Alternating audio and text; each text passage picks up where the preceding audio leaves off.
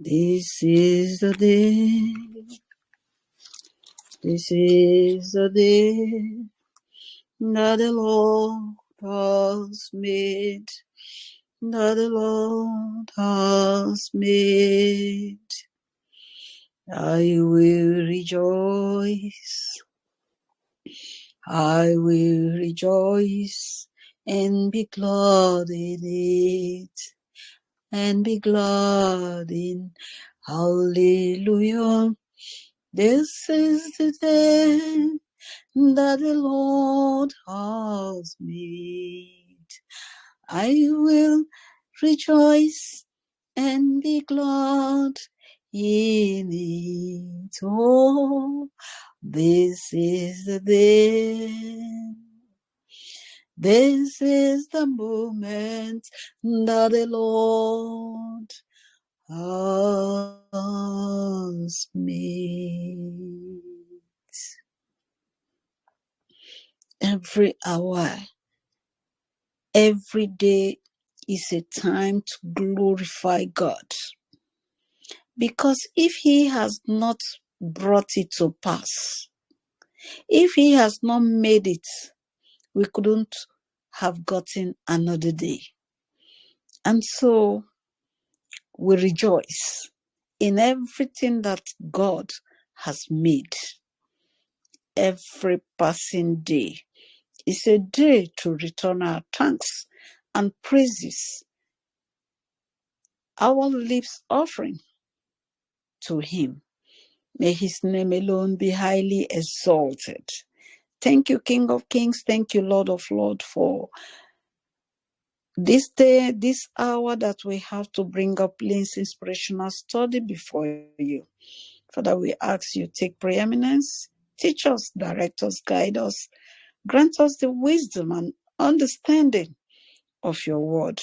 And at the end, O Lord, let every listener, let this word we hear come alive in us, teach us, direct us in everything that we have to do.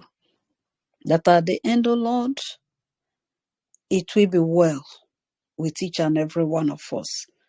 In Jesus' name. Amen.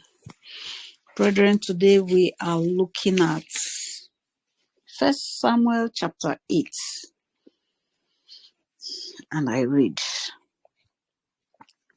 Now it came to pass, when Samuel was old, that he made his sons judges over Israel. The name of his firstborn was Joel, and the name of his second, Abijah. They were judges in Beersheba. But his sons did not walk in his ways. They turned aside after dishonest gain, took bribes, and perverted justice. Then all the elders of Israel gathered together and came to Samuel at Ramah and said to him, Look, you are old, and your sons do not walk in your ways. Now make us a king to judge us like all the nations. But the thing displeased Samuel when they said, Give us a king to judge us. So Samuel prayed to the Lord. And the Lord said to him, to Samuel, Heed the voice of the people in all that they say to you, for they have not rejected you, but they have rejected me, that I should not reign over them, according to all the works which they have done, since the day that I brought them up out of Egypt, even to this day, with which they have forsaken me and served other gods. So they are doing to you also. Now therefore, heed their voice. However, you shall solemnly forewarn them and show them the behavior of the king who will reign over them. So Samuel told all the words of the Lord to the people who asked him for a king. And he said, "This will be the behavior of the king who will reign over you. He will take your sons and appoint them for his own chariots and to be his horsemen, and some will run before his chariots. He will appoint captains over his thousands and captains over his fifties, will set some to plow his ground and reap his harvest, and some to make his weapons of war and equipment for his chariots. He will take your daughters to be perfumers, cooks, and bakers, and he will take the best of your fields, your vineyards, and your olive groves, and give them to his servants. He will take a tenth of your grain and your vintage, and give it to his officers and servants. And he will take your male servants, your female servants, your finest young men, and your donkeys, and put them to his work. He will take a tenth of your sheep, and you will be his servants. And you will cry out in that day because of your king, whom you have chosen for yourselves. And the Lord will not hear you in that day. Nevertheless, the people refused to obey the voice of Samuel. And they said, "No, but we will have a king over us, that we also may be like all the nations, and that our king may judge us and go out before us and fight our battles." And Samuel heard all the words of the people, and he repeated them in the hearing of the Lord. So the Lord said to Samuel, "Heed their voice and make them a king." And Samuel said to the men of Israel, "Every man go to his city." This is the word of God. Thanks be to God. Brethren, we have heard the word as it is written in the best book of wisdom. But before we go into our short notes, we do our usuals, which is trying to know what we did in our previous study. And that saw us through Richard Jerin going to Beth Shemesh to collect the ark of God from them, dedicating one of their sons, Eleazar, son of Abinadab, to maintain it, and how Samuel judged Israel and brought victory to them. Today's study is taken from 1 Samuel 8. And I title it, "Israel Rejects Samuel's Sons and Demand a King." We notice that Samuel on his own appointed his children to judge Israel, his two sons to judge Israel, because he was old. And the people, knowing fully what these two sons have been doing, rejected the offer. And so they all gathered, went to Samuel to inform him how they needed a king for Israel, a king that will rule them. And so they rightly mentioned to him how his children were not following his ways. They were doing some different sort of things entirely, taking bribes, following after dishonest gain, looking for things that will please them. They were not there to serve the people, but they were just serving themselves. And so the people were not ready for such leadership that will rule them. They have seen how Samuel has led them from that little age up to his old age, and they will not want his children, to begin to mismanage or taunt them the way Eli's children were behaving. They were priests and they were, doing theirs in their own, in the house of God. And so these ones that were to come and rule the people, they said, no, please give us our own king that will rule after us. And so Samuel went to God in prayer to let his father know that the people have rejected him, And God told him, they have not just rejected you. Whatever they are doing to you, they have also rejected me first. They rejected me first in all that I have done for them. They have continued to worship other gods, choose other gods, and have continued to do all that. So it is not you they reject, but me. And so just heed their voice. Whatever they demand, give to them. Let them have it. But kindly also inform them the kind of life the king they need will always bring to their table.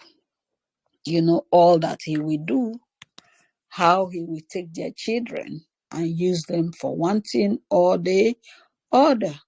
They should be aware how he will take what belongs to them and make use of them. And so let them prepare their minds to the kind of life they are going to experience with having such leaders. And so the people said, nevertheless, whatever it is, we need a king. Somebody that will lead us in everything we are doing.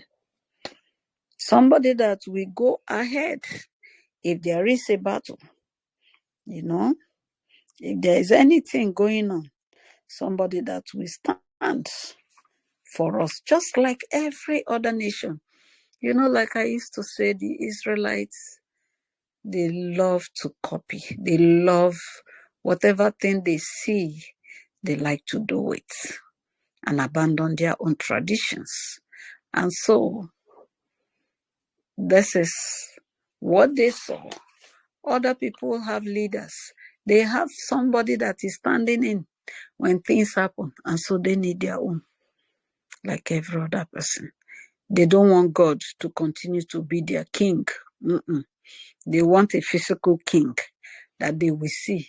When he comes out and give them any direction, yes, we go that way. Not that leadership of God, that he will speak to one man who will not direct them. Since Samuel's children have failed, they need their own leader. And so God, when they mentioned what they wanted and told Samuel, Samuel went back to his father and told him.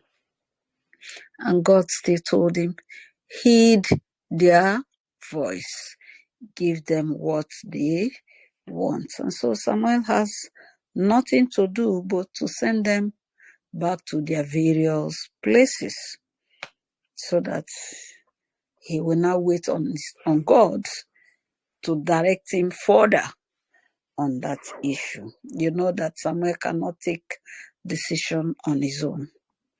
He has to always wait on God, who will direct him. Give him the next line of action. Then he will move. When his father say, move. And that is where we are today. And we are taking our memory verse from verse 3. It says, but his sons did not walk in his ways. They turned aside after dishonest gain, took bribes, and perverted justice. You know, this is what we see. You might be right in what you are doing. You might be focused in what you are doing. You might be discreet in anything you are doing. But how many of your children will follow your way? You see, Eli lost it. Eli died as a result of his children not following the right direction and instructions of God, doing it in their own way, you know, because they have everything free around them. And that is what happened even in this our world. It's not every child that will follow your ways. In fact, they will even tell you, even what you have, they don't even care about it. Some of them, they will want to get theirs. Some of them, they want to just live their own lives. It may not be dishonest, you know, fighting after dishonest things. And some, they are just that way, going after what others have, you know, taking bribes, perverting justice, even among our youths these days. Look at what goes on around. You see black, you are calling it white. You see the truth, you want to, turn it, make people to feel that you are right in what you're doing. But you, in your own mind, you know that what you're doing is not right. Look at what is happening in the world. What are people doing?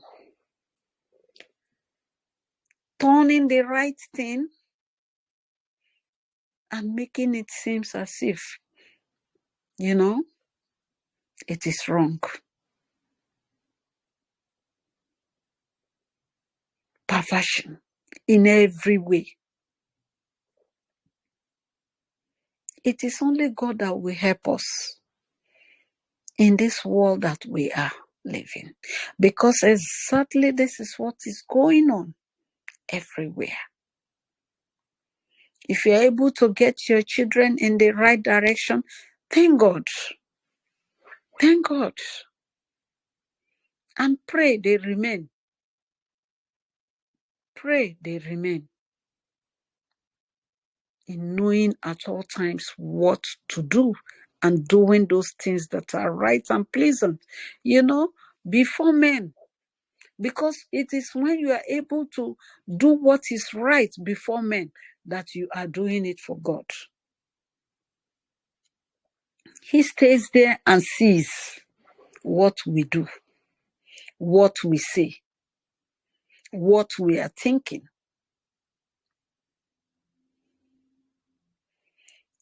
And when we do not care about the people we see, how they will feel about a thing that is going on, and you feel you are, blindfolding people, not to appreciate what good thing that, that you are supposed to do.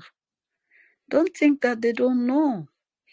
Look at the Israelites.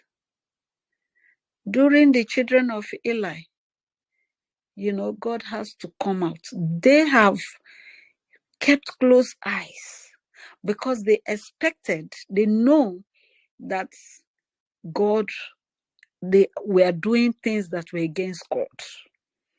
But nobody could voice it. God sent somebody to come and warn them.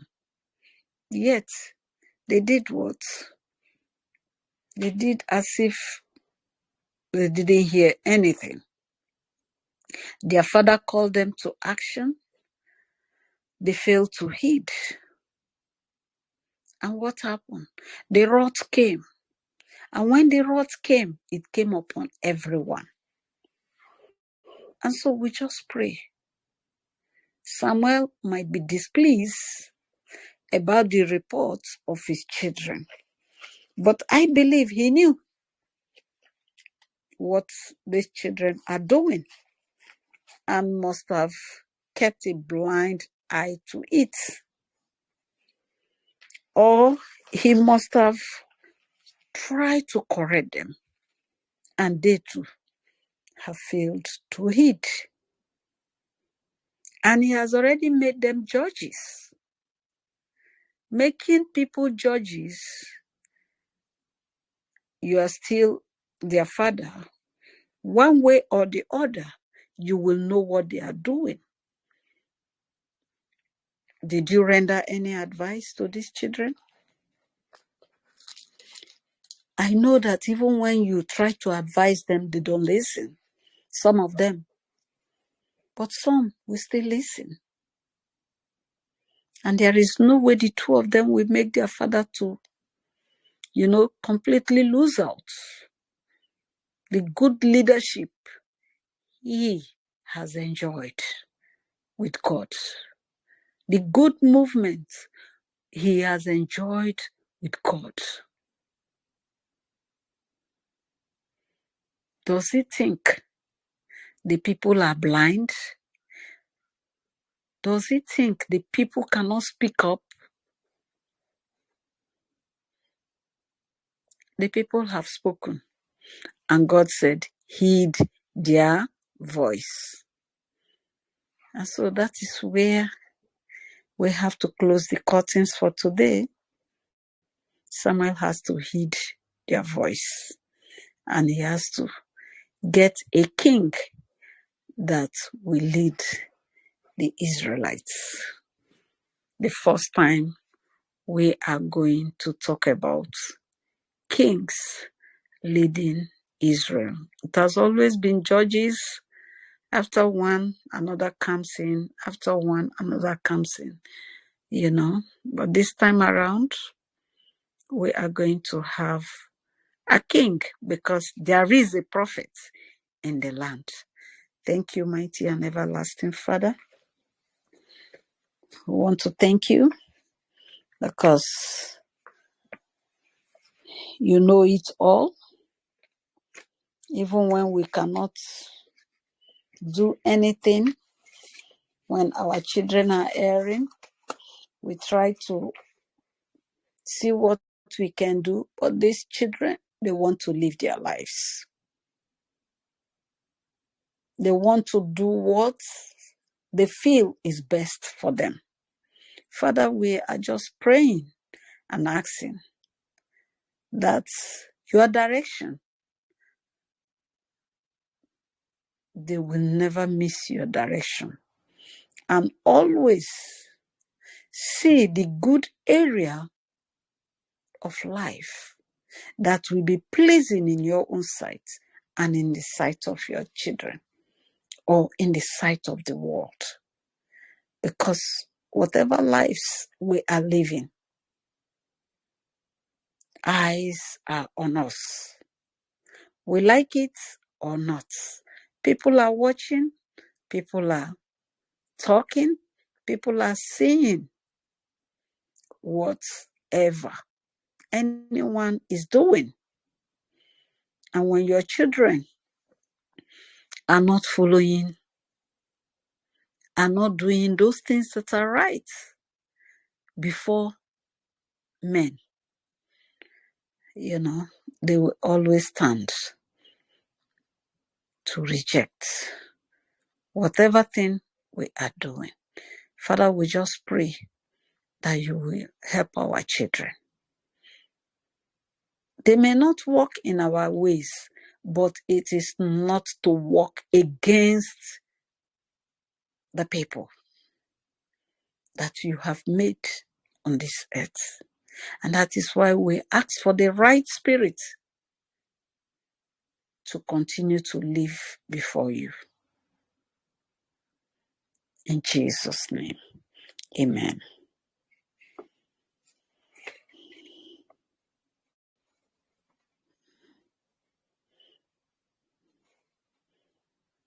We know that everyone wants to live their life, their own lives. And we thank God for those who seek wisdom in you and wants to remain and live their lives in you. Father, help us to draw our children close to your side at all times, that it will be well with our generation and those to come. In Jesus' name, amen. Happy weekend to each and every one of you, children of God, and may God's peace continue to rest and abide with us now and forever. Amen. Thank you for listening. Thank you for following.